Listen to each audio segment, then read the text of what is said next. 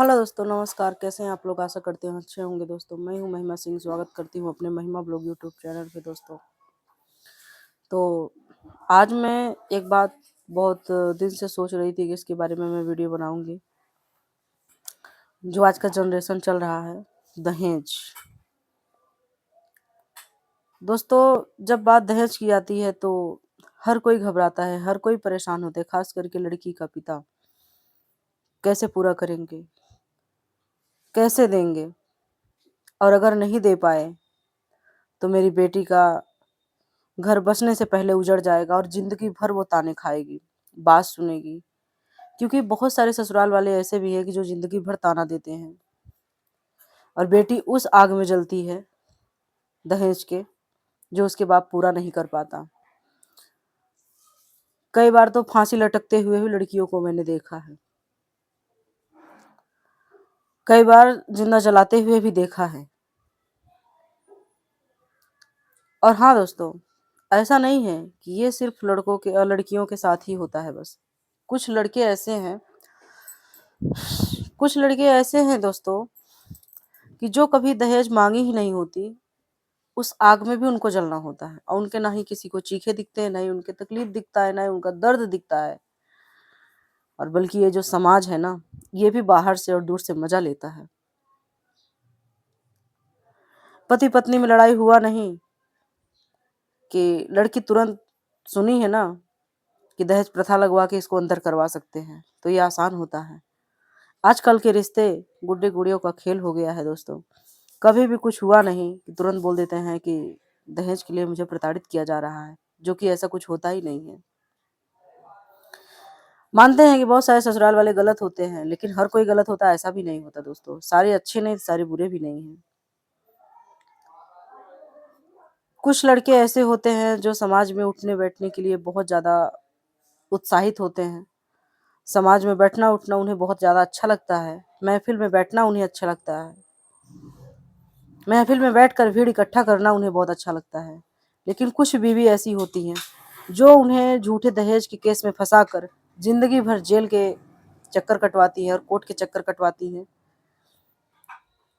और कुछ तो ऐसी होती है कि बेइज्जत इतना ज़्यादा कर देती हैं कि बंदा समाज में उठने बैठने लायक ही नहीं बचता। उसका खुद ही नहीं मन करता कि मैं समाज में उठूँ बैठूँ, इस डर से कि अगर मैं बाहर जाऊंगा तो हमेशा सब लोग मेरी बेइज्जती करेंगे, मेरे ऊपर उंगलियां उठाएंगे, इस नज़र से देखेंगे कि अरे ये तो वही जा रहा है जो अपनी बीवी को परेशान करता है, दहेज मांगता है, प्रताड़ित करता है।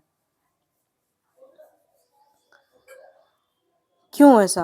आजकल कुछ माँ बाप भी ऐसे हैं कि अगर अपने बेटी को पढ़ा लेते हैं या अपने बेटे को पढ़ा लेते हैं, खास करके बेटा वाले, तो वो सोचते हैं कि लड़की वाले से सारा निचोड़ लिया जाए पैसा, जितना हमने पढ़ाया लिखाया, जिस काबिल हमने बनाया है। तो समझ लो अपने लड़के की शादी नहीं करते, अपने लड़के का सौदा करते हैं, अपने लड़के को बेचते हैं। और तभी तो आजकल की बहुएं अपने सास ससुर का इज्जत नहीं करती, यही घमंड में कि मेरे माँ बाप से तुमने निचोड़ा है तो मैं तुम्हें निचोड़ के रख दूंगी, मेरे माँ बाप को खून का आंसू तुमने रुलाया इस दहेज के कारण, तो मैं तुम्हें रुलाऊंगी। और वो सीधा कह देती हैं कि मैं तो लेकर आई हूँ। लेकिन ऐसा नहीं करना चाहिए। ना ऐसे लड़कियों को करना चाहिए, ना ऐसे सास ससुर को करना चाहिए, ना ऐसे पति को करना चाहिए, ना ऐसे लड़की लड़का को करना चाहिए।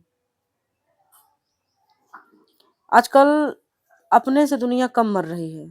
किसी को कोई गोली मार दिया, किसी को दुश्मन ने अटैक करवा दिया,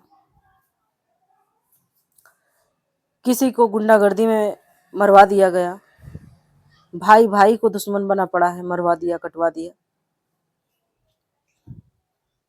तो मैं तो यही कहना चाहूंगी कि एकजुट बनिए, एक साथ रहिए,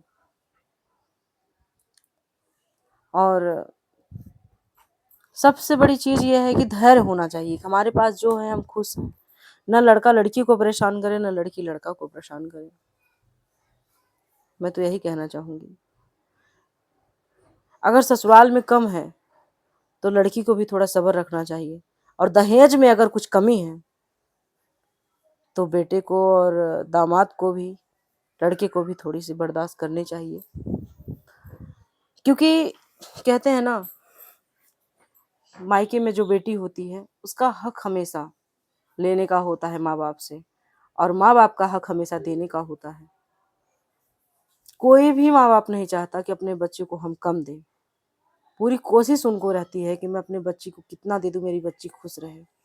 लेकिन अगर उसके बाद भी अगर आप लोग उंगली कर रहे हैं, परेशान कर रहे हैं, तो उन्हें कितना दर्द होता है, ये आए हम लोग शब्दों में बयां नहीं कर सकते और आप लोग कल्पना नहीं कर सकते। क्योंकि किसी को दर्द दे के दुनिया में कभी कोई खुश नहीं रहा है दोस्तों। ठीक है, देखते देखते परेशान हो गई तो मैंने कहा लाओ एक ब्लॉग बनाकर डालते हैं। अपनी मन की बात कहते हैं ना कि किसी से कह नहीं सकते, तो हमने कहा कि एक वीडियो के माध्यम से आप लोगों तक अपनी बात पहुंचाई जाए और अपनी बात को रखी जाए। मेरे मन को थोड़ी शांति मिलेगी, अच्छा लगेगा मुझे भी। अगर मेरी बातों से सहमत है दोस्तों तो प्लीज़ कमेंट में लिखना ना भूलिएगा दोस्तों।